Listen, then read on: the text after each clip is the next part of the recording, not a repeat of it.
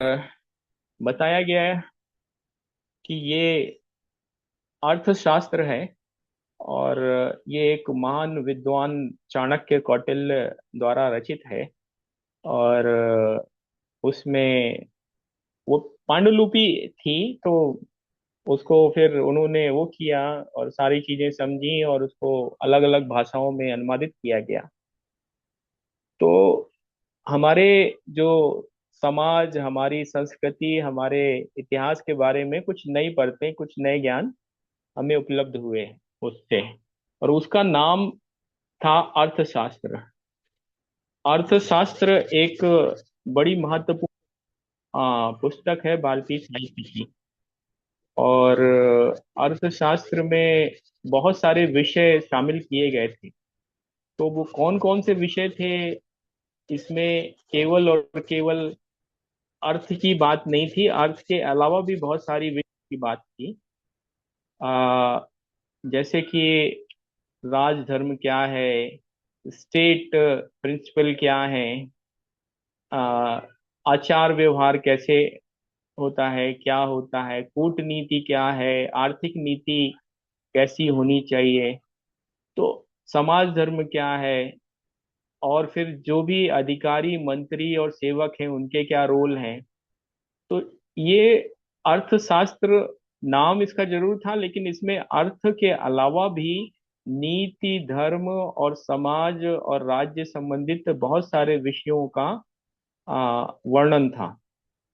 और क्योंकि जो हमारी भारतीय राजनीति है, और भारतीय राजनीति में दो तीन नाम बड़े वो हैं।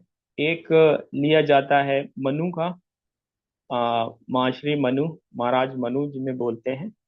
दूसरा चाणक्य का लिया जाता है। फिर वो आज के वर्तमान युग में कुछ नाम उसमें जुड़ गए, गांधी और बाकी लोग। तो ये जो आ, है, ये सारी चीजें समझना इसलिए आवश्यक है कि किस तरीके से समाज चलाया जाता है, किस तरह से देश चलाया जाता है, किस तरह से व्यवस्थाएं स्थापित होती हैं, चीजें कैसे बनती हैं और बिगड़ती हैं, ये इनसे जानने को मिलता है। अब दौर कोई भी हो, चैलेंजेस होते हैं, बहुत सारी चुनौतियां होती हैं, बहुत सारी समस्याएं होती हैं, उनसे पार पाना होता है। तो एक तरीका ये होता है कि जिन लोगों ने सफलता पाई, जो उनके अनुभव हैं, अगर हम उनसे सीखें तो शायद हम गलतियां कम करेंगे। और हमारे इतिहास में चाणक्य, आचार्य चाणक्य कौटिल्य का नाम इसलिए प्रसिद्ध है कि किस तरीके से उन्होंने शून्य से शिखर पे पहुंचाया, एक पूरा मौर्य साम्राज्य खड़ा किया। तो इसलिए ये ग्रंथ को समझना, जानना बहुत जरूरी हो जाता है। एक ऐसा साम्राज्य जो 200 साल या उससे भी ज्यादा समय तक देश पर शासन करता रहा, और उस समय के जो बड़े बड़े आक्रमण थे उनको भी इन्होंने सफलतापूर्वक झेला। और देश को पहली बार मतलब भारत को पहली बार यूनाइट किया, मतलब संगठित किया, और उसकी सीमाएं बड़ी दूर दूर तक फैलाई, जो आज के भी भारत से भी कहीं बड़ा था। तो इसलिए ये ग्रंथ और भी महत्वपूर्ण हो जाता है। तो विषय परिचर्चा का है, परिचर्चा के तौर पर हम लोग इसको डिस्कस करेंगे। और कई सारे लोग हैं यहाँ, बहुत सारे लोगों की ये समस्या है, कहते हैं कि भाई कभी कोई विषय, कभी कोई विषय।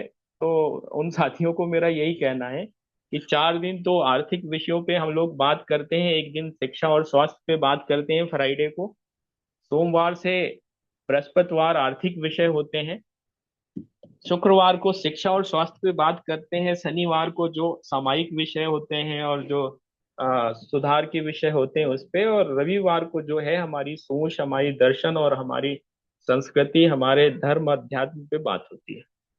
अगर किसी को इस फॉर्मेट से कोई बेहतर फॉर्मेट समझ में आता है तो वो जरूर बताए, हम उसको शामिल करेंगे। लेकिन कोई अगर उम्मीद करे कि हम 7 के 7 दिन सिर्फ और सिर्फ दाल चावल खाएंगे या फिर चिकन मटन और खाएंगे, तो वो संभव नहीं है। एक हम समग्रता की तरह से इस प्रोग्राम को, कार्यक्रम को आगे बढ़ाना चाहते हैं।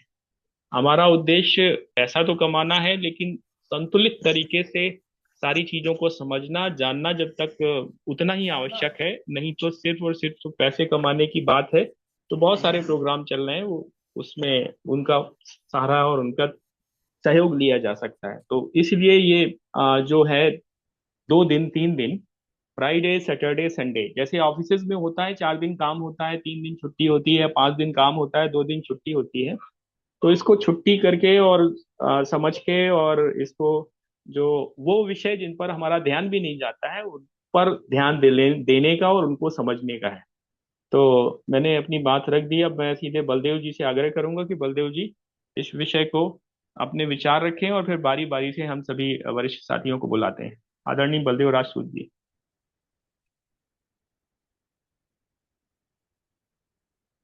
बलदेव जी।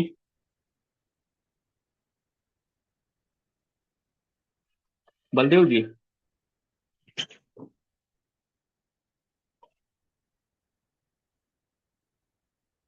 बलदेव जी, आपकी आवाज नहीं आ रही है। आपने अनम्यूट तो कर दिया है, आवाज नहीं आ रही।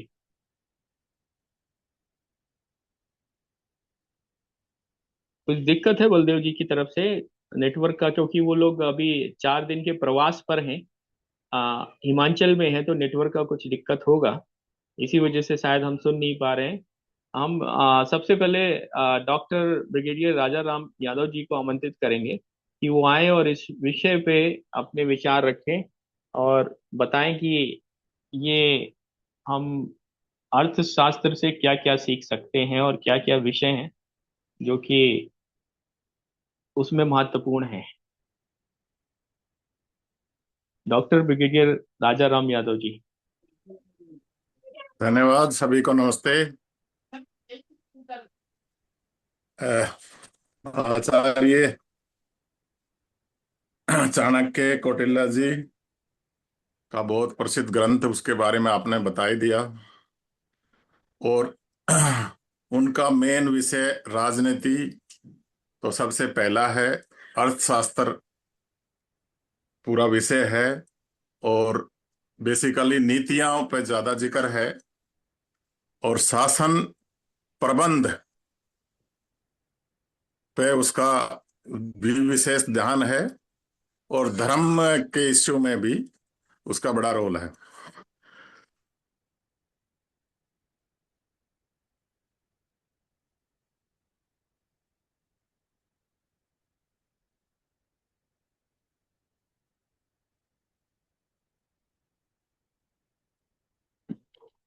ब्रिगेडियर साहब, आपकी आवाज चली गई। आ, कुछ नेटवर्क की दिक्कत है क्या है?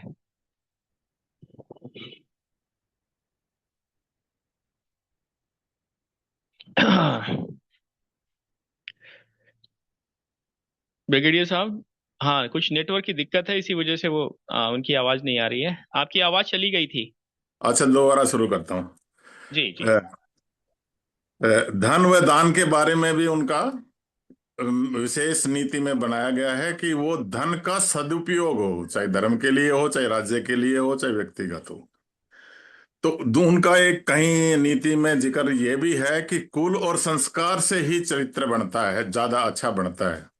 तो इसीलिए उन्होंने सिलेक्शन किया मौर्य वंश में, और आगे अशोक का भी ऐसे चला। तो अर्थशास्त्र एक ग्रंथ की है, और उसमें उनकी जो व्यवस्था है वो राजा और शासन में क्या हो, आर्य मर्यादा को महत्व दिया गया है धार्मिक इश्यू में।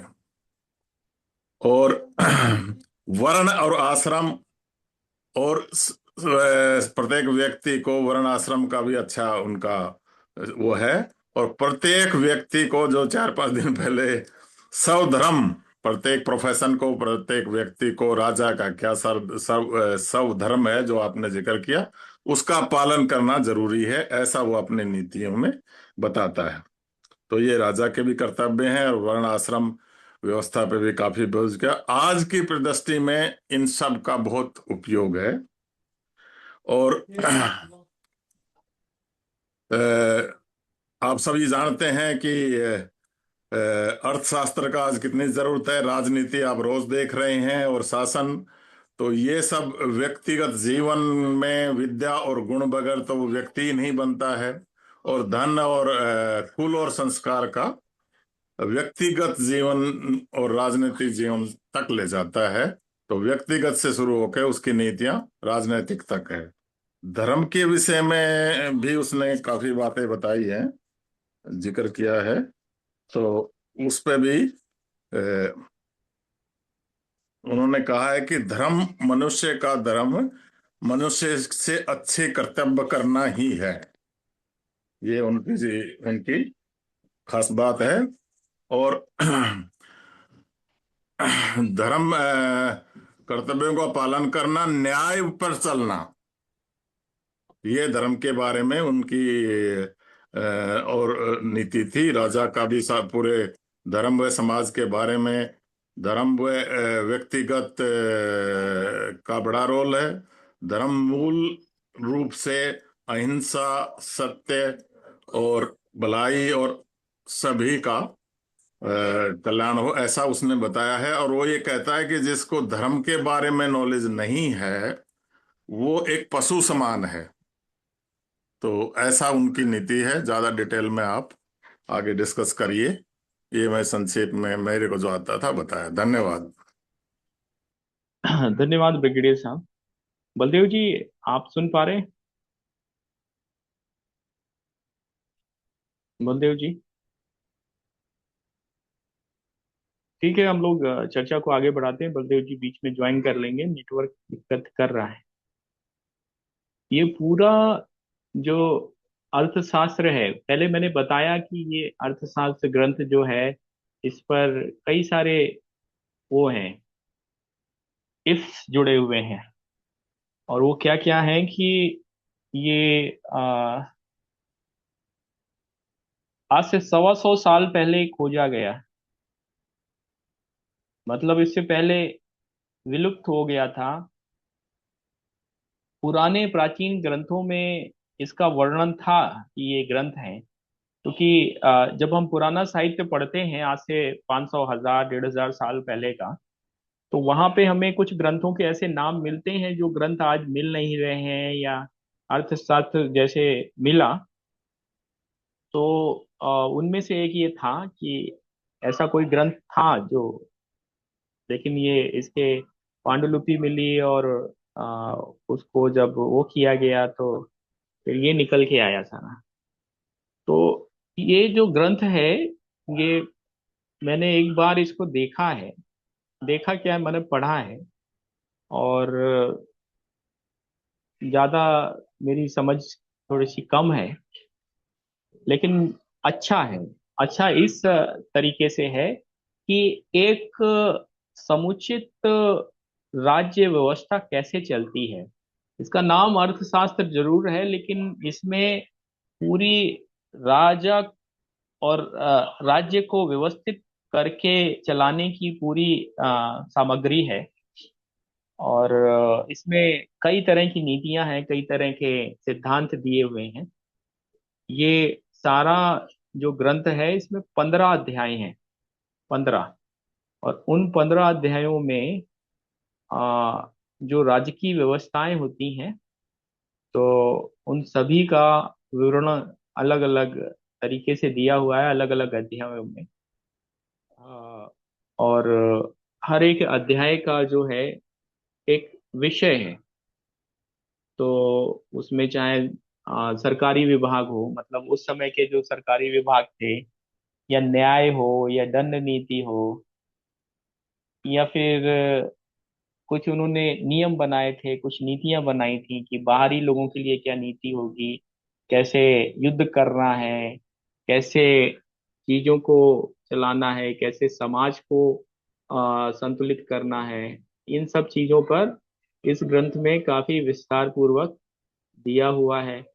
और और भी कुछ विषय हैं कि किस तरह से गुप्तचर काम करेंगे, किस तरह से आ, दोषियों को दंड देना है। तो ये कई सारे विषय इसमें आ गए।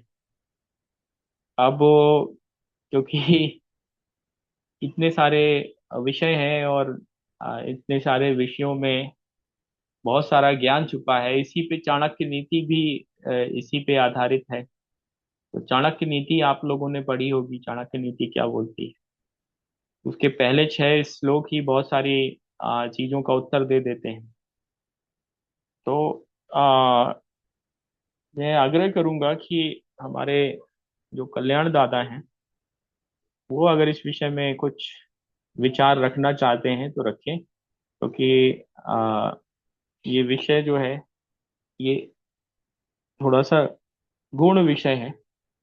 एक दो साथियों को मैंने बुलाया हुआ है जो इस पे ज्यादा समझ रखते हैं। वो जब जुड़ेंगे तो उनकी तरफ से और बातें जोड़ी जाएंगी इसमें। मैं कल्याण दादा को आमंत्रित करता हूँ कि इसमें अगर आपने पढ़ा हुआ है तो इसमें कुछ विचार रखिए। सबको नमस्कार। एक्चुअली मेरे इतना अध्ययन नहीं है इस पर, लेकिन अगर इस विषय पर मैं भी अच्छा सुनने में आपका जिस तरह रखे हैं और जिस विचार के साथ, जिस बैकग्राउंड के साथ इसको रखना चाहते हैं, बहुत ही उपादेय है, बहुत ही जरूरत है। मुझे दो चीज से उस वक्त आ रहा है जब वो इंडिया में आ रहे हैं कि कहा जाता है कि यहाँ चाणक्य की इतना समाज व्यवस्था बदलने में, समाज निर्माण करने में उनका योगदान जो हम देख रहे हैं चाणक्य नीतियों में, ठीक उसी वक्त अलेक्जेंडर को जो सुकरात की, वहां भी ग्रीस में इस तरह का ये हो रहा है। तो दुनिया में जो इतना बड़ा परिवर्तन उस वक्त के दो चीज, दो आदमी, दो दो लोग की मुझे समझ में आ रहा है कि समाज को बनाने में लोग को बोल रहे हैं कि तुम उनको लोग जाओ। अलेक्जेंडर को 15-16 साल पढ़ाने के बाद 20 साल उम्र में वो अलेक्जेंडर, फिलिप के बाद अलेक्जेंडर आता है और पूरा दुनिया को कब्जा करता है। उसी वक्त चाणक्य ने चंद्रगुप्त को खड़ा कर देता है। तो दुनिया किस तरह का जा रहा होगा, मुझे समझ में आ रहा है कि समाज उस वक्त की स्थिति में होगा कि पूरी समाज का जो संरचना है, तो उसमें कहा जाता है कि तुम अगर नेतृत्व करोगे तो तुम्हारा विचार कैसे होना चाहिए। अगर दोषी, वो बोलते हैं कि दोष क्यों किया, गलती क्यों किया, उस पर विचार होना चाहिए। गलत किया वो बड़े बात नहीं, गलत माने उस तरह का विचार आ चुका है उस वक्त। तो समाज का जो निर्माण, समाज में जो विकृतियां, समाज में कहा जाता है कि चाणक्य के एक और हम लोग सुनते हैं, जो विष कन्या लोग जिसको फेंक देते थे, जिसको लोग बोलते थे कि इस समाज के लिए जरूरत नहीं है, उसको भी समाज के काम में कैसे लाया जाए वो चाणक्य सिखाते हैं। तो उनका एक हर व्यक्ति के अंदर में उस तरह का गुण है। अमात्य राक्षस का बारे में कहा जाता है कि अमात्य राक्षस देशभक्त है, आज राजा के लिए काम कर रहे हैं, वो देश के लिए सोचकर काम कर रहे हैं, राजा के लिए काम नहीं कर रहे हैं। चंद्रगुप्त को सिखाया जाता है कि अमात्य राक्षस ये है कि एक वो नेशनल फीलिंग है, उनको उस टाइम भी राष्ट्रभक्ति है, वो हमारी जरूरत हो सकती है।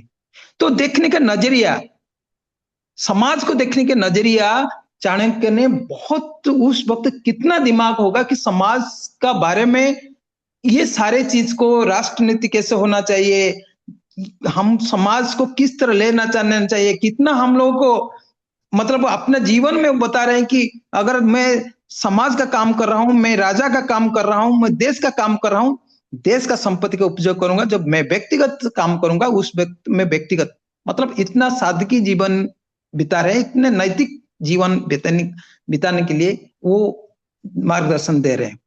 तो हर पहलू को अगर देखा जाए तो उनका, चाणक्य का जो समाज से लेकर के, राष्ट्र से लेकर के, वहां किस तरह का कर की व्यवस्था होगा, जिस तरह वो बोलते हैं कि सूरज जैसे हर जगह पर पहुंचता है और थोड़ी थोड़ी से लेते हैं, तो उस तरह जहां बारिश होता है कि वहां जहां जरूरत है वहां बारिश करते हैं, उस तरह का कर का व्यवस्था और आवंटन की व्यवस्था इससे होनी चाहिए।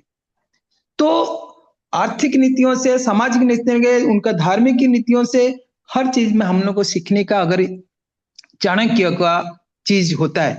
ठीक उसी तरह अलेक्जेंडर को उनको जो सुकरात ने सिखाया है कि भाई तुम विजय बन रहे हो, कहीं देश जय कर रहे हो, लेकिन उनका वो लोग शत्रु नहीं है, उनको साथ भी मित्रता की तरह व्यवहार करना चाहिए। तो जब वो एक पर एक जीतते हैं, उनको अपना मानते हैं, तो उस वक्त की ये देखा जाता है उस समय के दो बड़ी चीज जो समाज को निर्माण को, समाज को आगे ले जाने के लिए जो मार्गदर्शन दिए, जो ज्ञान दिए, जो विचार दिए, आज भी प्रासंगिकता है। आज भी लोग बोलते हैं कि चाणक्य नीति का आवश्यकता है, लेकिन हम उस पर जितना गहरी अध्ययन करना चाहिए वो अध्ययन अभी भी जरूरी है। और मैं तो धन्यवाद दूंगा अभिषेक जी को कि इस तरह का चर्चा इतिहास का और उस सिद्धांत की और दर्शन की जो चर्चा बहुत ही आवश्यकता है। मैं कई जूम मीटिंग में रहता हूं, लेकिन दर्शन साहित्य ये सब चर्चा नहीं होता है, सिर्फ आर्थिक और सामाजिक और राजनीतिक की चर्चा ज्यादा होती है। मैं तो बोल रहा हूँ कि इस तरह का चर्चा सप्ताह में एक दिन नहीं 2 दिन हो तो अच्छा रहेगा। धन्यवाद। धन्यवाद कल्याण दादा। इसमें एक विषय ये भी है कि कौटिल्य, चाणक्य एक ही व्यक्ति के नाम है या फिर दो अलग अलग व्यक्ति? क्योंकि अभी हमारे कुछ वर्तमान इतिहासकार कुछ चीजों पे मतलब जिसे बोलते हैं कि शोध के नाम पर अवांछित प्रश्न चिन्ह खड़े कर रहे हैं। तो एक ही व्यक्ति है या दो अलग अलग व्यक्ति हैं? तो मैं थोड़ा सा स्पष्ट कर दूं कि व्यक्ति एक हो या दो अलग अलग हो, लेकिन चाहे वो चाणक्य नीति हो या अर्थशास्त्र हो, तो दोनों ही भारतीय साहित्य के दो अमूल ग्रंथ हैं और इनका हमको अध्ययन करना अति आवश्यक है अगर हम वाकई कुछ अच्छा करना चाहते हैं। वरना अगर टीवी देखकर हर चीज की समझ बनाएंगे हम, तो टीवी जैसा ही हमारा चरित्र भी बनेगा और हम लोग जो मूल विषय है और उनकी गहराइयां हैं उन तक कभी उतर ही नहीं पाएंगे। तो जो चाणक्य नीति थी जो लिखी गई है, अगर आप उसको पढ़ेंगे तो उसमें व्यक्ति के चरित्र, नैतिकता और आचरण पे कुछ सूक्तियां हैं, कुछ कहावतें हैं, कुछ बातें हैं, उपदेश हैं, दोहे शैली में है। अब संस्कृत में थी पहले, फिर इसके बाद उसका ट्रांसलेशन हुआ, और ट्रांसलेशन जब भी होता है किसी भी ग्रंथ का होगा तो उसमें बड़ी सारी विसंगतियां आती ही हैं, क्योंकि ट्रांसलेशन कितनी भी अच्छे तरीके से किया जाए कुछ ना कुछ कमियां रह ही जाती हैं। जैसे कि धर्म और रिलीजन के साथ हो गया कि धर्म जो संस्कृत में लिखा हुआ था उसको अंग्रेजी में रिलीजन मान लिया गया, जबकि दोनों का कोई मैच ही नहीं है, दोनों बिल्कुल अलग चीज है। और जब वो ग्रंथ ट्रांसलेशन समाज में प्रचलित हो गए तो मूल जो उनका उद्देश्य था और मूल जो उनका सार था उस परसेप्शन गढ़ लिए गए, कुछ नई ही सोच गढ़ ली गई। तो ट्रांसलेशन पे ये बहुत बड़ी समस्याएं आ जाती हैं। तो जो चाणक्य नीति थी, कंट्रोवर्सी खड़ी की गई है कि चाणक्य कौटिल्य अलग थे या एक ही थे, या वो काल्पनिक है या क्या है, हमें क्या लेना देना। हमें तो उन ग्रंथों में जो लिखा है और जो आज के समाज के लिए महत्वपूर्ण है, मैं एक लाइन फिर से रिपीट कर देता हूँ, जो आज के समाज के लिए महत्वपूर्ण है वो हमें बिल्कुल उसको पढ़ना चाहिए और उसमें उसको आत्मसात करना चाहिए।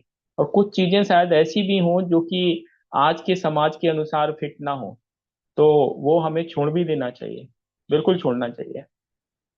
तो जो आज के समाज के अनुसार है, उसमें जो चीजें समाज में वो हो सकती हैं तो वो बिल्कुल किया जाए।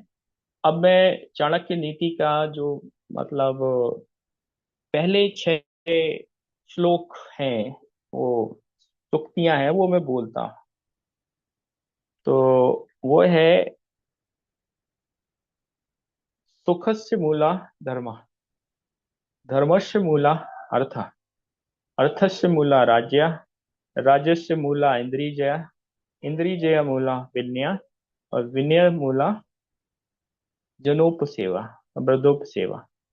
तो ये 6 सूत्रों में उन्होंने एक बहुत गहरी बात कह दी।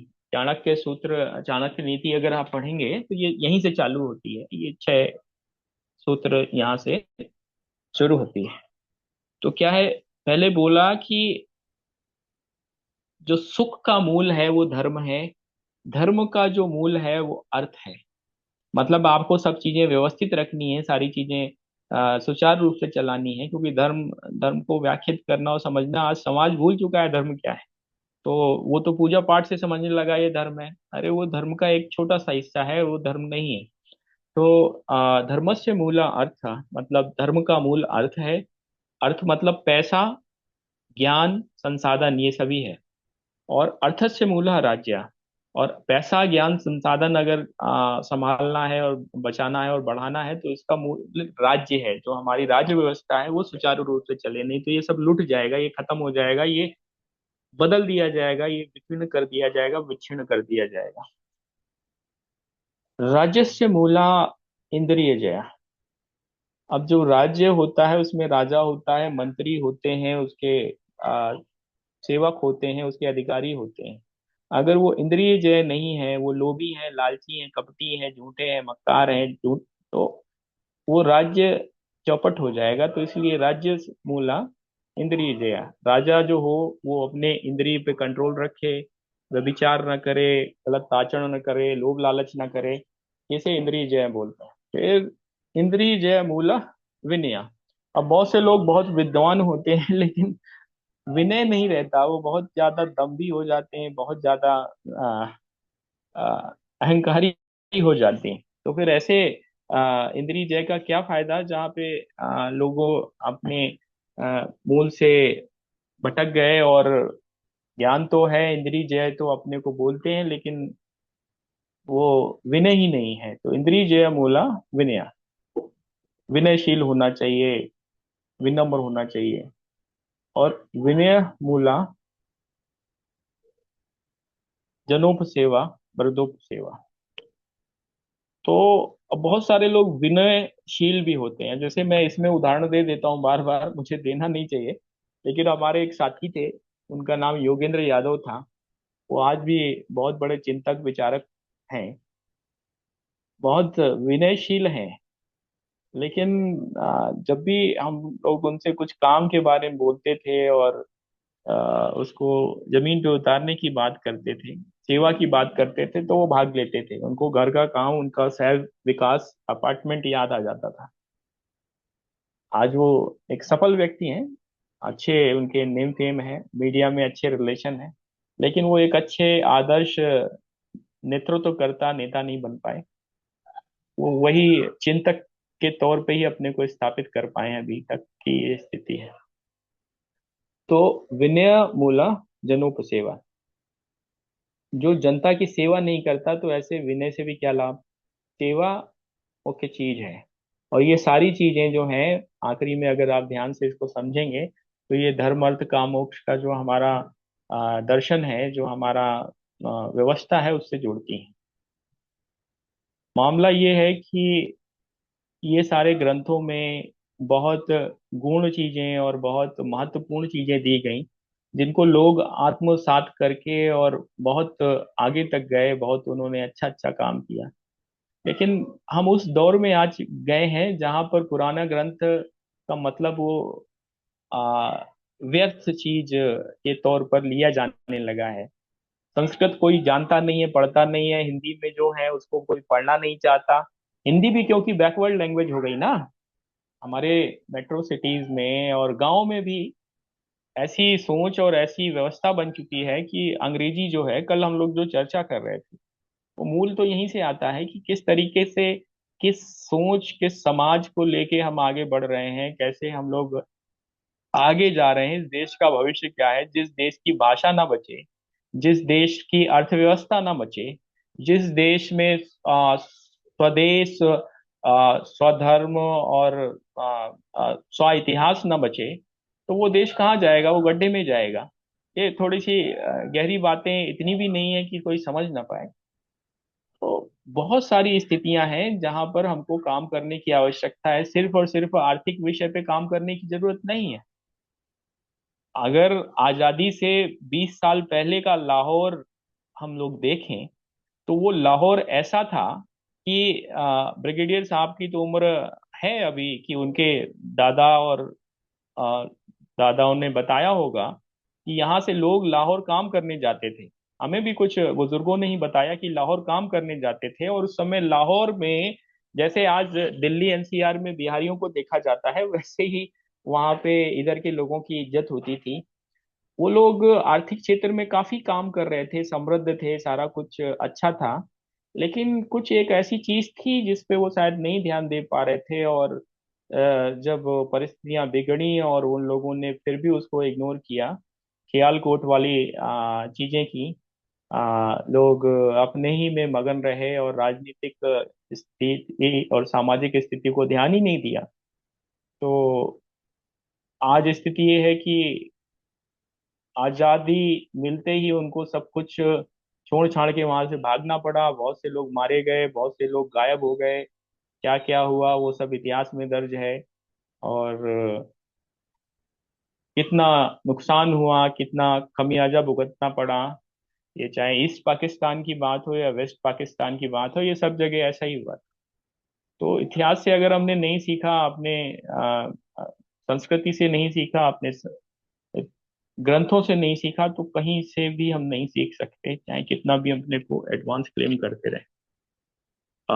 ये जो अर्थशास्त्र की है, मैं थोड़ा सा इसको सिस्टमेटिक तरीके से बता देता हूँ। जो इसमें पहला अध्याय है, उसमें एक प्रशासन के मुख्य बिंदुओं पर उन्होंने चर्चा की है। तो मंत्री परिषद कैसे होगा, आमस का चयन कैसे होगा, आमस मतलब राजा के इक्विवेलेंट होता है। अधिकारियों को कैसे परीक्षा लेना है, कैसे उनको चिन्हित करना है, भ्रष्टाचार को कैसे पहचानना है, ये पहले ही विषय में रखा हुआ है। अब भ्रष्टाचार को कैसे पहचान की जाए, कैसे जाना जाए कि भ्रष्टाचार हो रहा है नहीं हो रहा है, ये पहले ही विषय में है। फिर इसके बाद राजा का दैनिक जीवन का क्या अनुशासन होना चाहिए, गुप्तचर कैसे काम करेंगे, ये भी दिया हुआ है। और जो चंद्रगुप्त मौर्य का साम्राज्य था, वो आज का जितना बड़ा भारत है उससे भी बड़ा था।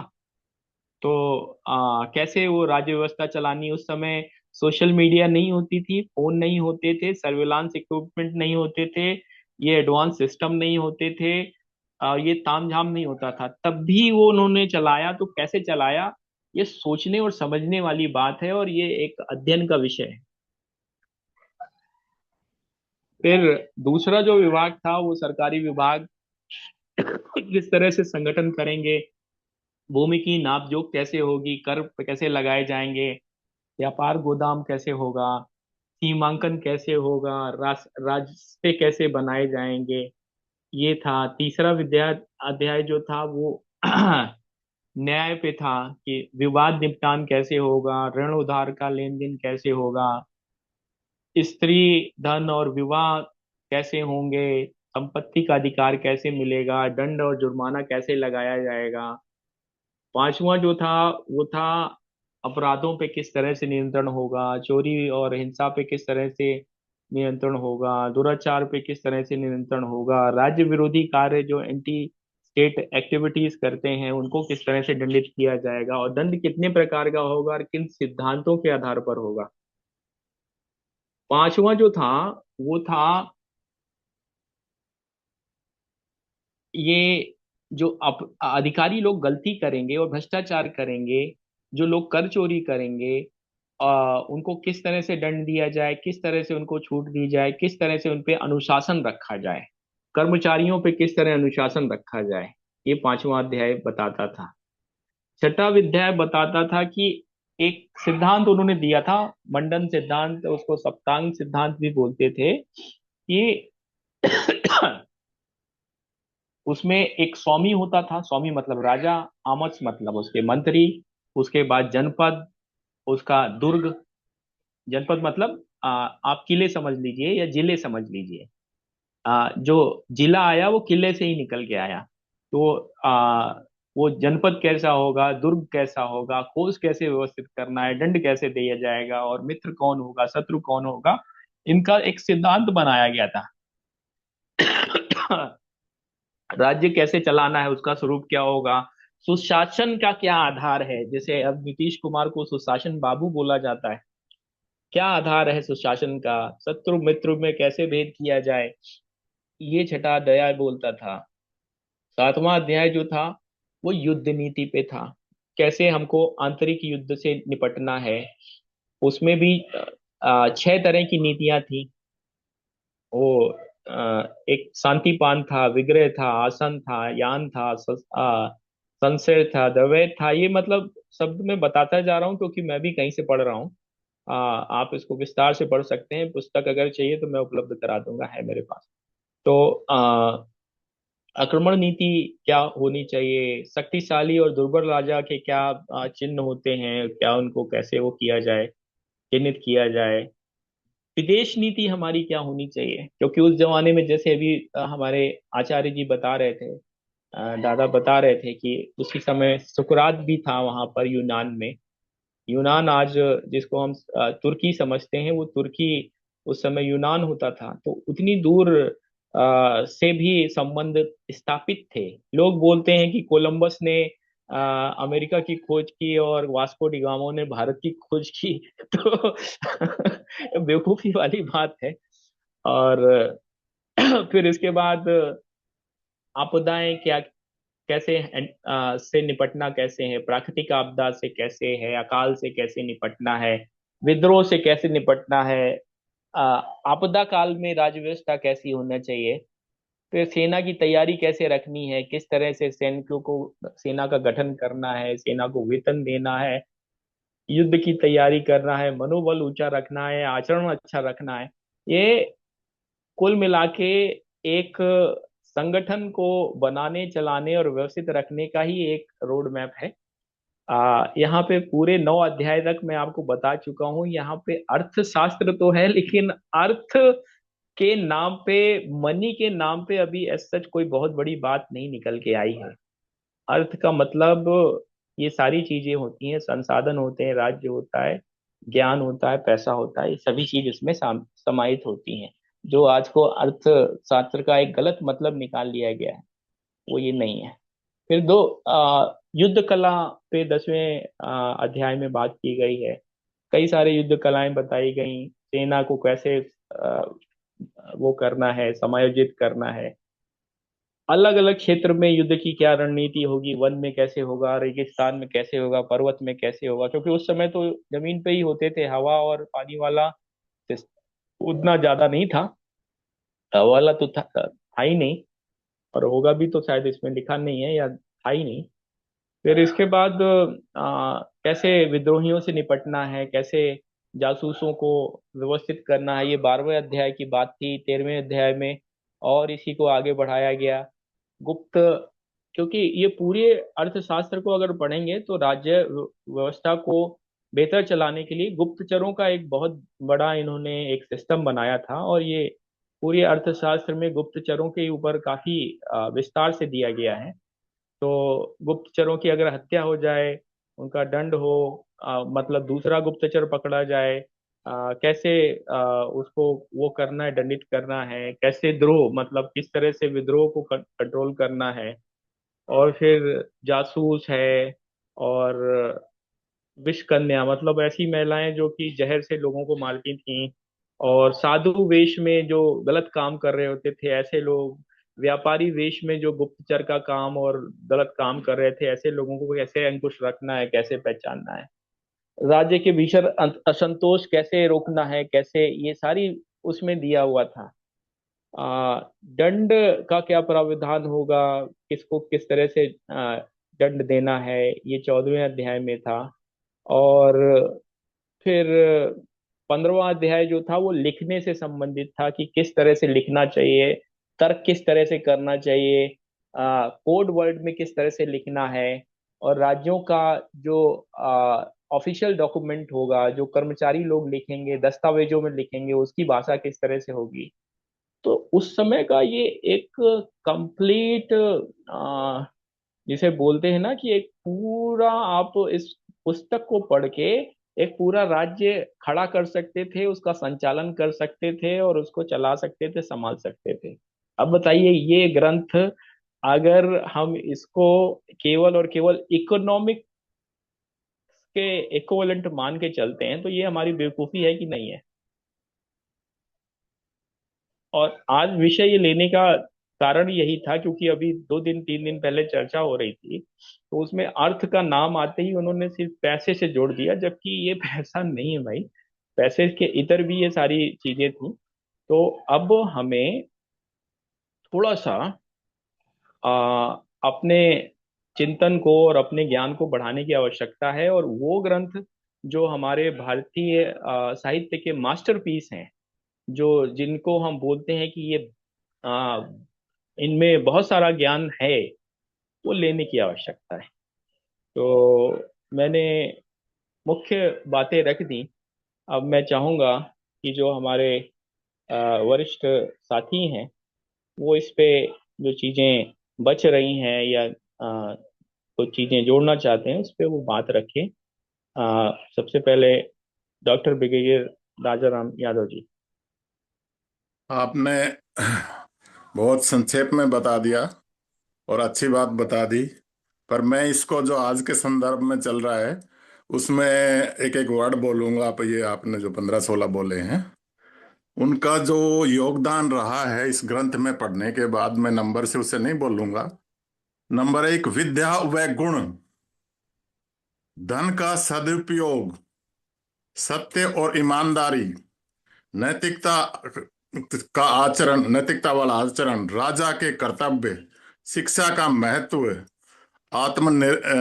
निरंतन, साहस और धैर्य, मित्रता का और सम्मान, व्यवहार और आचरण, धर्म और नीति, कर्म का मतलब, लक्ष्य की प्राप्ति, समय का सदुपयोग, आत्म विकास, नैतिक मूल्यों का महत्व, सामाजिक जिम्मेवारियां, व्यक्तिगत विकास और जीवन का उद्देश्य। ये सारे सारांश उसमें, ये सारे मूल्य आ जाते हैं जो आज भी आप सर्च कर रहे हो।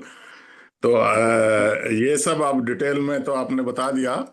अभी आपने मेरे को एक उसमें डाला कि लाहौर और वो सब बातें, तो मैं अपने गांव की बात बता रहा हूँ जहां से मैं वेटरनरी डॉक्टर बना। हमारे हम मेरे चाचा आजाद हिंद फौज और एक क्रांतिकारी थे। वो हम अपने खेत, अपने घर के लिए, उनकी डेथ हो गई थी जल्दी कलकत्ता में। हम अपने घर के लिए वो नीम खोदते हैं ना, कि हाँ पत्थर वत्थर डाल के वो बना रहे हैं। मुझे तो पता भी नहीं था, ये हो सकता है मेरे बर्थ से पहले हो, पर छोटे थे तो उसमें हम जी। नीम खोद रहे थे, जो मिट्टी को नीचे खोद कर उसमें पत्थर वत्थर लगा के और फिर सामान निकालते हैं। तो नीम खोदते खोदते, जो मुझे तो उस टाइम तो पता नहीं था, पर आज फौज में होते इससे आया हूं तो इसलिए, स्टेन गन 16-17 वहां मिली हुई। तो कोई बूढ़ा आदमी था, वो कहता है इसको मत छेड़ो, उसे पकड़ ले जाएंगे लोग। और ये तो उन्होंने अंग्रेजों से लड़ाई में दबाई थी। अब जो आपने लाहौर की बात करी, हम तो वैसे भी पंजाब में आते थे। पंजाब तो पाकिस्तान में भी है, हरियाणा भी उसी का पार्ट था, जी हिमाचल भी जी। उसी का पार्ट था। तो वहाँ जो है ना, मेरे गांव से एक अंग्रेजों की टीम जा रही थी, प्रोबेबली उनमें वेटरनरी या पशुपालन विभाग के थे। तो मेरा घर का नजदीकी एक आदमी, सदाराम हम्म नाम था, बहुत पुराना वेटरनरी डॉक्टर हुआ है, आयुर्वेदिक में ज्यादा उसका ज्ञान था। उसको वो खेत की नलाव कर रहा था, आप जानते हो ना, ऐसे इस तरीके से। तो वो ऐसे तरीके हम्म से कर रहा था, उन्होंने जीप रोकी और कहता क्या नाम है, कौन सा गांव है? कहता लाहौर हम्म आ जाना, ये कॉलेज है इसमें। हम्म अब उस टाइम डर लगता था तो पता नहीं था, तो उसके बदले किसी दूसरे ने सुन ली उसके साथ का ही, हम्म। वो भी उसी क्लास में था, उसी मेरे ही गांव का, वो वहां जी। चला गया और उसको वेटनरी में एडमिशन हो गया। फिर बाद में ये गया कि पता नहीं क्या पोस्ट देंगे, तो हम्म। वो भी दोनों को वहां पढ़ाया। उनसे मैं सीखा कि भाई ये तो बड़ा अच्छा प्रोफेशन है, और गाय का था तो मैं भी इसी में गया। सॉरी, ये थोड़ा सा हम्म। पर्सनल बात कर दी, पर ये जो 20 पास पॉइंट हैं ये उसमें सब में है और आज के लिए अप्लीकेबल है। धन्यवाद सर। धन्यवाद ब्रिगेडियर साहब, आपने बहुत मजेदार वाक्य बताया। देखिए क्या है ना कि हर रोज धर्रे पे हम लोग बात नहीं कर सकते। थोड़ा अनुभव, पुरानी यादें भी आ, अगर हम लोग बताते हैं तो वो भी बड़ी काम की होती हैं, और उससे थोड़ा सा एक आत्मीयता भी बढ़ती है। तो बलदेव राजसूत जी से मैं आग्रह करूंगा कि विषय को आगे बढ़ाएं। आदरणीय बलदेव जी।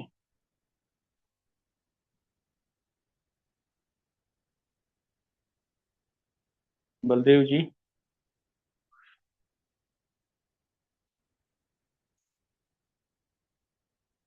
बलदेव जी, ये नेटवर्क की दिक्कत है आज बलदेव जी के साथ, इसलिए बोल नहीं पा रहे वो।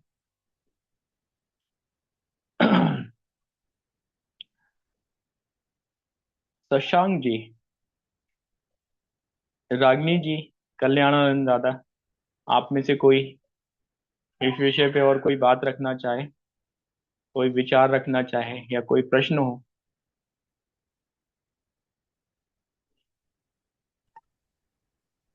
हाँ जी, नमस्ते जी। जी। आवाज आ रही है आपको? जी जी, मुझे आ रही है। जी। हाँ जी। जी। मैंने सुना, काफी अच्छा लगा आपका विषय जो अर्थशास्त्र पे था, डॉक्टर राजाराम यादव जी का। मैं ये मतलब कि सोच रही थी कि आज के पर्सपेक्टिव में कैसे, जैसे राज्य का प्रबंधन और ये सब बताया आपने, तो वो आज के पर्सपेक्टिव में कैसे लागू हो सकता है। मेरा ये जानना था इस विषय में, जी। कि हम इसको आज के में कैसे इम्प्लीमेंट कर सकते हैं, जी। जी। इस चीजों को। रागिनी जी, तो मैं इस विषय में कुछ चीजों को हाँ। बताता हूँ। देखिए, वो जो दौर था वो राजतंत्र का दौर था भारत में। प्रजातंत्र नहीं था उस समय, या आंशिक प्रजातंत्र था। अ, आंशिक प्रजातंत्र था, पूर्ण नहीं था। राजा जो होता था वो राजा को मतलब ईश्वर का प्रतिनिधि बोला जाता था। और ये बात अर्थशास्त्र में भी वर्णित है कि ईश्वर का प्रतिनिधि माना जाता था राजा, क्योंकि वो अपने को, अपने जनता को बच्चों की तरह उनका पालन करता था। तो आज जो हमारे देश में है वो प्रजातंत्र है। अब वो कैसा काम कर रहा है, कैसा नहीं कर रहा है, वो तो एक चर्चा का विषय है। तो आज की परिस्थिति में वो जो अ, अर्थशास्त्र ग्रंथ के जो ज्ञान है, उसमें से बहुत सारी चीजें हैं जिनको लिया जा सकता है, जिनका हम लोग अनुसरण करते हुए उसको अपने समाज में, अपने व्यवस्थाओं में जोड़ करके अपनी व्यवस्थाओं को बेहतर तरीके से चला सकते हैं। लेकिन पूर्ण रूप से उसका एडॉप्टेशन तो संभव नहीं है। लेकिन हाँ, कई सारे विषय हैं। भ्रष्टाचार पे अंकुश लगाने के लिए एक बहुत बढ़िया उन्होंने सिस्टम दिया हुआ है। अपने राज्य व्यवस्था को मजबूत करने के लिए, अपने शत्रुओं पर अंकुश लगाने के लिए एक अच्छा सिस्टम है। इस पे आर्मी लोग काम करती हैं, वो आज के उनके सिस्टम हैं, उससे भी अच्छे ही हैं। लेकिन फिर भी उस दौर में जब ये सारी तकनीकें नहीं थी और ज्ञान भी बड़ा सीमित था, तब भी ये ग्रंथ जो था वो एक आदर्श ग्रंथ था, एक आदर्श राज्य को चलाने के लिए और उसको संभालने के लिए। तो जैसे भ्रष्टाचार की बात आई, राज्य को सुचारू रूप से चलाने की बात आई, और साथ ही साथ नियम और धर्म आधारित समाज की बात आई, तो वहां पर वो सारी विषय आज के दौर में बड़े प्रासंगिक हैं और उनको लिया जा सकता है, जिससे कि हमारा समाज, हमारी राज्य व्यवस्था, हमारी शासन व्यवस्था बेहतर हो सकती है, भ्रष्टाचार पे अंकुश लग सकता है।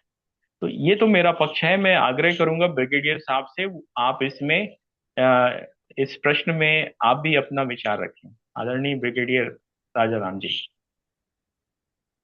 बिल्कुल अच्छी बात बताई, और ये सत्य है, आज के प्रसंग में ज्यादा है।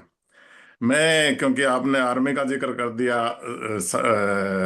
शत्रु का जिक्र कर दिया, तो बाई चांस हमारे एक brigadier and about senior officer को एक डिफेंस मैनेजमेंट कोर्स करना होता है, सिकंदराबाद में हो है। और बाई चांस मेरा नंबर भी उसमें आ गया, हालांकि मैं वेटरनरी से था, पर उन मेरा सिलेक्शन हो गया और मैंने वो डिफेंस कोर्स किया, जिसमें ये जो आर्थिक और आर्मी का आप समझ ही सकते हो कि कैसे क्या वेपन और इनके अलावा उन उसमें हमने विदेशियों के जो कैसे हैं, उनके किस तरह से लड़ाई करनी है, किस तरह से हथियार डेवलप करना है, क्या करना है, कैसे फौज का मैनेजमेंट करना है, क्या टैक्टिस है, फौजी टैक्टिस जिसको आप कहते हैं लड़ाई की। जैसे अभी हमारे दो तीन तो अभी हुए हैं कि कैसे एयरफोर्स आर्मी ने प्लान किया कि वहाँ पाकिस्तान में ऐसे जाएंगे, ऐसे, इससे पहले जो भी हुआ, ये सब नीतियाँ, ये सब प्लान होती है पहले, कितना कौन कहाँ जाएगा, बहुत लार्ज स्केल पे डिस्कस होती है। और ये जो आप बता रहे हो कि गुप्तचर ये फौज में अभी भी हमारे यहाँ कितने ही घुसे हुए हैं पाकिस्तान में, और उनके हमारे यहाँ आते जाते हैं, उनका भी मेरा बड़ा एक्सपीरियंस है।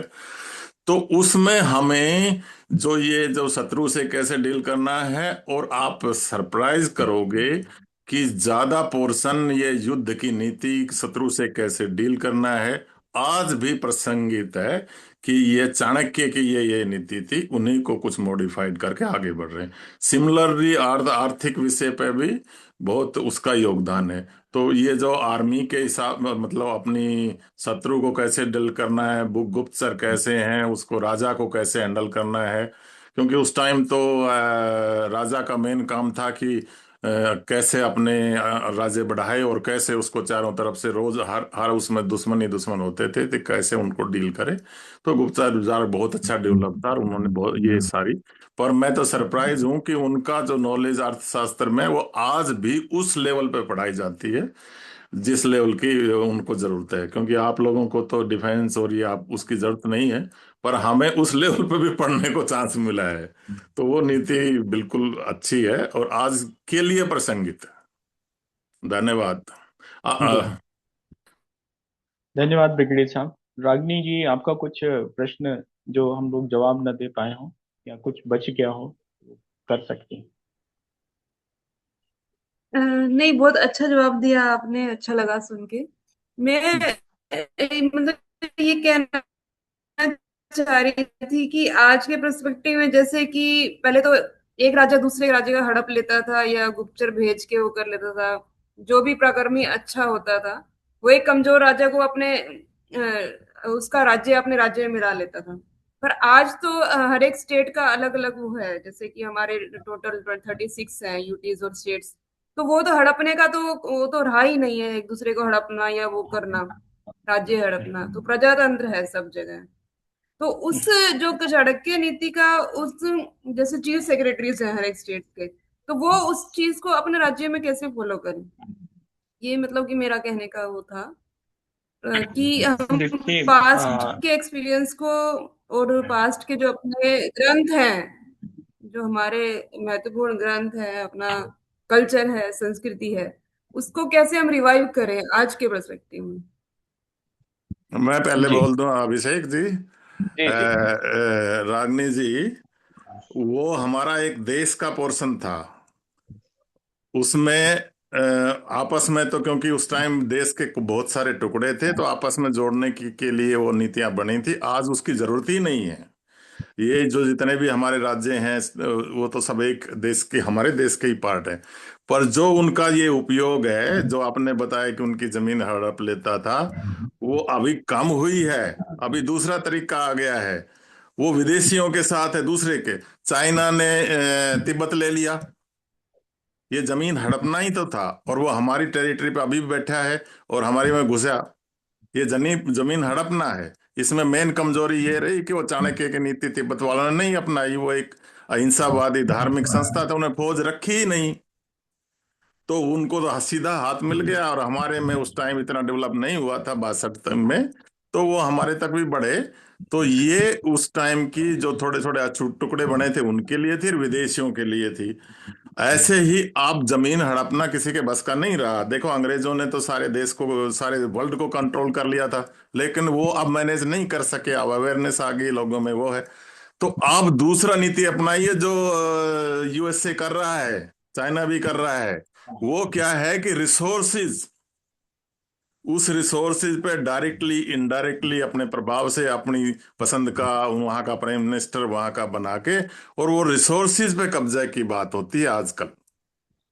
तो वो थोड़ा सा बदल गया है, क्योंकि आप कोई नहीं चाहता कि मैं दूर जाके बांग्लादेश में या फिर उसमें मैं कंट्रोल करूं और वो फिर यही झगड़ा होता रहे।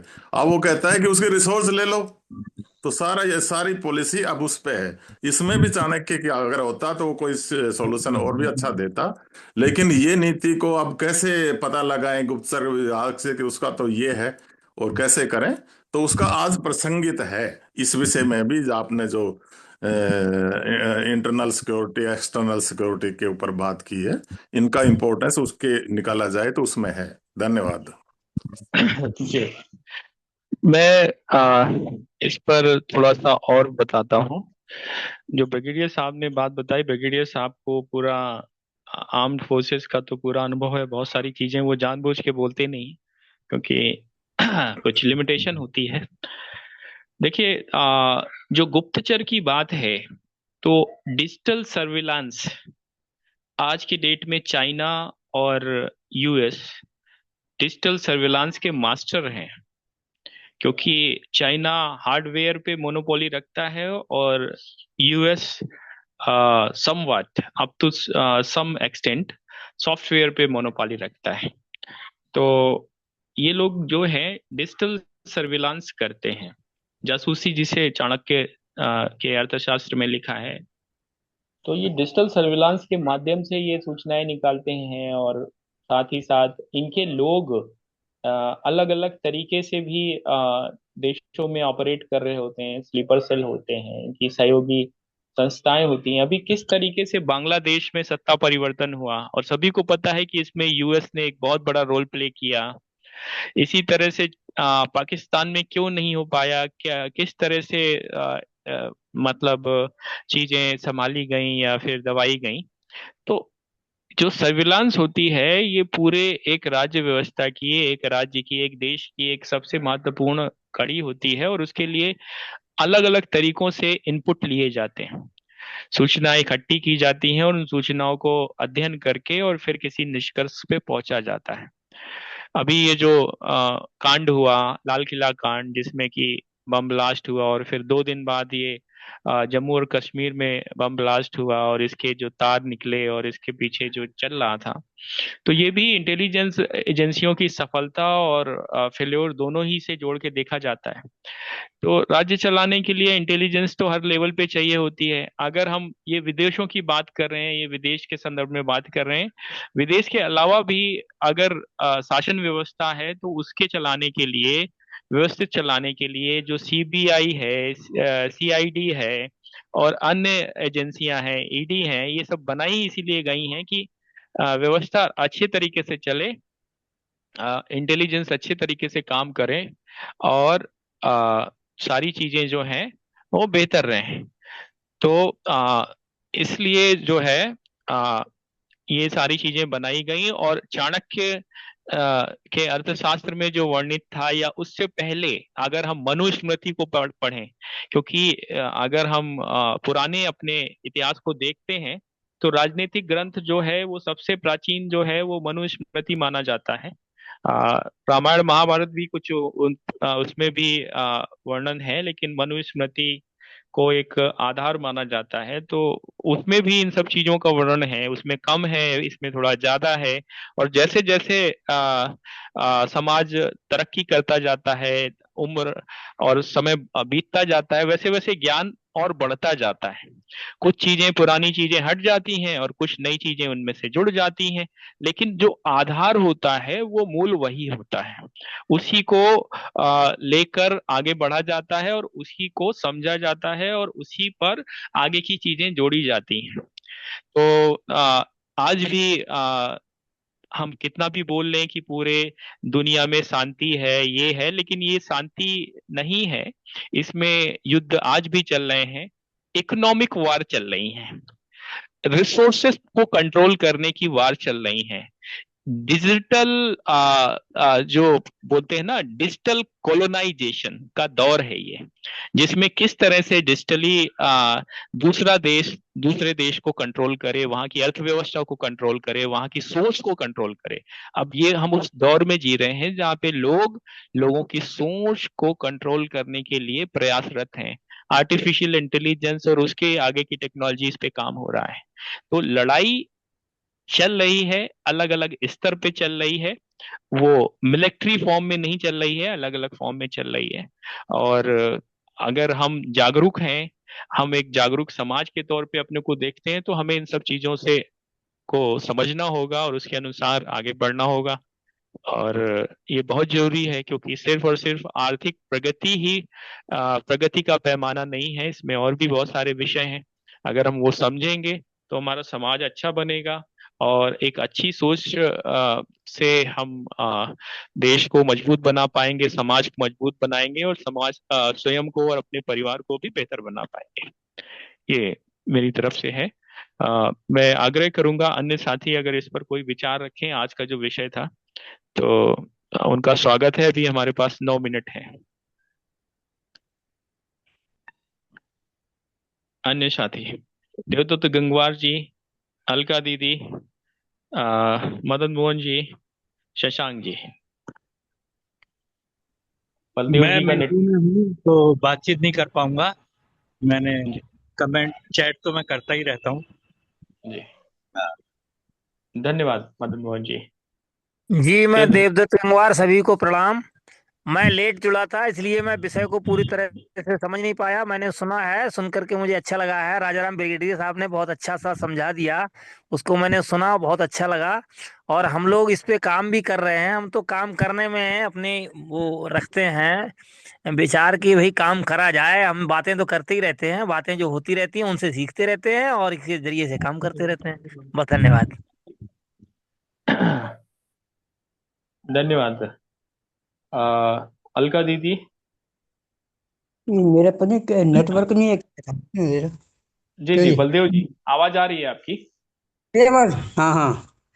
तो मैं सभी से क्षमा याचना करता हूँ, क्योंकि मैं अभी सफर में हूँ और नेटवर्क में बड़ा समस्या है। 2-3 बार मैंने कोशिश करी, जुड़ नहीं पाया। मेरी आवाज आ रही है? हाँ हाँ, आ रही है, आ रही है। आज का विषय बहुत ही सुंदर है, बहुत ही अच्छा है, मर्मज्ञ है। चाणक्य के बारे में, और जो अपने नीति, जो देश की नीति है उसके बारे में चर्चा हुई है, बड़ी अच्छी चर्चा हुई है। तो मैं तो कहना चाहता हूँ कि चंद्रगुप्त तो बड़े ही पारखी थे। उन्होंने मतलब अपने अपने चाणक्य पारखी थे। चंद्रगुप्त एक गडरिये के लड़के थे, वो मतलब वहाँ जानवर चारते थे, तो उन्होंने उनको पढ़ा देखा अपने चाणक्य जी ने। तो फिर उसके क्योंकि उनके बाप ने सा कुछ बड़ी चाचा था या ताया था, तो उससे उन्होंने खरीद लिया उनको, कुछ पनों में खरीद लिया। और फिर खरीदने के बाद उनको शिक्षित किया, हम्म, और बाद में उनको उसकी परख करने के लिए उनको एक हीरा हीरा दिया और कहते हैं कि इसको बाजार में बेचा। तो वो मतलब चंद्रगुप्त गए मतलब उन श्रापों के पास, तो किसी ने कहा कि इसका तो इतनी पनी है, इतनी मोहरे हैं, कोई बढ़ते ये मोहरे। फिर एक आदमी ने कहा कि इसकी तो कोई मूल्य नहीं है, ये अनमोल है। तो उसने कहा ठीक है, जो बोलते हैं कि इतना पैसा दूंगा इतना पैसा दूंगा, तो उनको बोले नहीं, मैं नहीं दूंगा आपको इसको। फिर जब वो तो जिस पारखी ने कहा कि ये अनमोल है, इसका कोई मूल्य नहीं है, तो फिर वो कहते ठीक है, दे दो वापस मुझे। फिर वो गया उन्हें चाणक्य के पास, कहते हैं कि ये जो आपने दिया है हीरा, ये तो अनमोल है, इसका तो मैंने सारी मार्केट में घूम के देख लिया। तो एक आदमी ने कहा कि इसका कोई मूल्य नहीं है, अनमोल है ये। तो फिर उस चंद्रगुप्त को उन्होंने, चाणक्य जी ने बड़ी ट्रेनिंग दी और उसको राजा बनाया। और फिर उसके माध्यम से हम लड़ाई लड़ी और फिर अपने शासन की स्थापना की, धर्म की स्थापना की।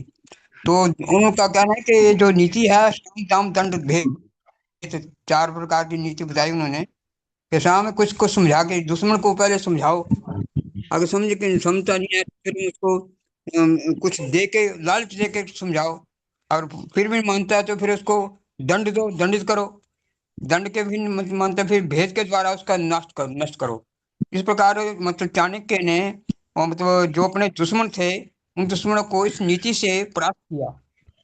बहुत बड़ा उदाहरण है ये। और ये कृष्ण भगवान की जो नीति थी, यार कृष्ण तो ब्रह्म थे, उनका तो हम कोई हम कुछ कमेंट नहीं कर सकते, परंतु ये जो चाणक्य हुआ एक बहुत बड़ा नीतिवान हुआ, और उसने धर्म की स्थापना करी और दुश्मनों को नष्ट किया अपनी नीति के द्वारा। तो इस नीति का वर्तमान में भी पालन करने की आवश्यकता है। वर्तमान में जो अपना देश में या अपने सारे विश्व में अशांति फैल रही है, और मतलब एक दूसरे को मार काट करने का एक, व्यवस्था बन गई है, उस व्यवस्था में सुधार करने में भारत की भूमिका जो है वो बहुत ही महत्वपूर्ण है। और मैं समझता हूँ कि वर्तमान में जो अपने राजनीतिक हैं उनके मन मस्तिष्क में किसी प्रकार का कोई ज्ञान है नहीं, वो अपने केवल अपने स्वार्थ तक सीमित हैं और अपनी सत्ता को बनाए रखने में ही लगे हुए हैं। तो इस वातावरण को ठीक करने के लिए आप जैसे लोग जो लगे हुए हैं अभी, और मुझे लगता है कि बहुत अच्छे लोग, बड़े मर्मज्ञ लोग, बड़े निष्ठावान लोग, देश और समाज के प्रति समर्पित लोगों का एक ग्रुप बनता जा रहा है। और हमें आशा है कि ये ग्रुप बढ़ता जाएगा और अपने देश की परिस्थिति को भी ठीक करेगा और विश्व में भी उसमें अपना एक अच्छा प्रभाव डालेगा। मैं आप सबसे निवेदन करूंगा कि इस प्रकार के लोगों का ग्रुप जोड़ते जाओ, अपने साथ जोड़ते जाओ, और हमें हमारा जो भविष्य है वो हमें स्वर्णिम लगता है। धन्यवाद। धन्यवाद बलदेव जी आपके आशीर्वाद वचनों के लिए। समय हो चुका है और देव जी आज के कार्यक्रम की अध्यक्षता कर रहे थे, तो उन्होंने आशीर्वाद दे दिया है। कोई फिर भी कोई साथी अगर कुछ बच रहा हो तो वो बात रख सकता है। जो साथी जुड़े हुए हैं तो उनको मैं सूचना दे दूं कि हम लोग सप्ताह में 4 दिन आ, आर्थिक विषयों पर काम करते हैं, क्योंकि हमारा आर्थिक प्रोग्राम कोऑपरेटिव और स्वयं सहायता समूह और व्यक्तिगत तौर पर चलाया जा रहा है अलग अलग जगहों। एक दिन हमारा स्वास्थ्य और शिक्षा पर चर्चा होती है शुक्रवार को। सोमवार से बृहस्पतिवार आर्थिक विषयों पर चर्चा होती है। शुक्रवार को जो होती है वो शिक्षा और स्वास्थ्य पे होती है। शनिवार को सामायिक विषय और जो सुधार और जो रिफॉर्म्स वाले विषय हैं उन पर चर्चा करते हैं। और रविवार को जो हमारा चिंतन, धर्म, दर्शन, अध्यात्म, संस्कृति, इतिहास, इन विषयों पे हम लोग चर्चा करते हैं। तो ये पैटर्न पिछले कुछ महीने से चल रहा है और अलग अलग साथी अलग अलग विशेषज्ञता के साथ इसमें जुड़े रहते हैं। तो जो जिसके रुचि का विषय होता है वो उसमें अपने विचार रखता है, जुड़ता है और बात रखता है। तो समय हो चुका है और जो साथी पहली बार जुड़ते हैं वो अपना नंबर, नाम चैट बॉक्स में डाल सकते हैं, ताकि उनको भविष्य में सूचनाएं मिलती रहें, जानकारी मिलती रहे और वो अपने रुचि के विषयों में जुड़ते रहें। हमारा ब्लॉक एडॉप्शन प्रोग्राम चल रहा है, उसमें वो जुड़ सकते हैं। उसके लिए फॉर्म उनको उपलब्ध किया जाता है और इस तरह से ये एक रेगुलर चलाते हुए और लोगों के आर्थिक, सामाजिक, मानसिक और समग्र विकास करने की प्रयास के साथ इसको चलाया जा रहा है। और एक चीज और भी है कि हम लोगों ने ये तय किया हुआ है कि सुबह 6 से और शाम को 6 के बीच हम लोग अपने अपने कामों में लगेंगे, अपने अपने विषयों पे काम करेंगे। और फिर इसके बाद शाम 6 बजे के बाद जो है वो एक दूसरे से जुड़ते हुए, सुनते हुए, विचारों का आदान प्रदान करते हुए चीजों को सीखेंगे, समझेंगे, अपने को बेहतर करेंगे और उसको अपने कामों में, अपने क्षेत्र में, अपने समाज में, अपने मोहल्ले में, अपने गांव में उसको अप्लाई करने की, उसको उतारने का प्रयास करेंगे। तो इस तरीके से ये चलाया जा रहा है। आप सभी को जुड़ने के लिए धन्यवाद। शुभ रात्रि। कल फिर मिलेंगे। मैं रिकॉर्डिंग ऑफ कर रहा हूँ और अगर कोई साथी को और कोई बात करनी है तो रिकॉर्डिंग बंद होने के बाद